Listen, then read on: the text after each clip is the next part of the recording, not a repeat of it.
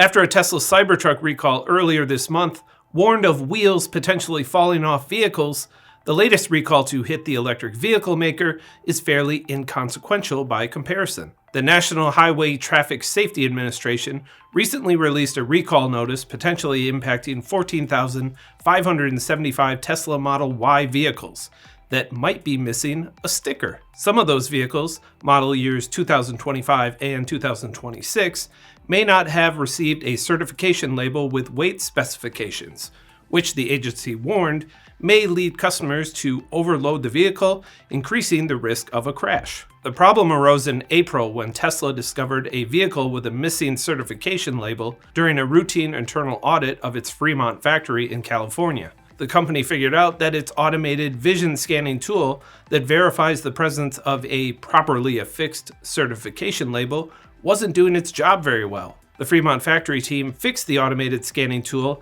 and implemented additional manual checks, secondary measures that were also adopted at Tesla's Gigafactory in Texas. As of earlier this month, Tesla said it has identified 0 warranty claims and 0 field reports that may be related to the condition. It also said it's not aware of any related collisions, fatalities, or injuries.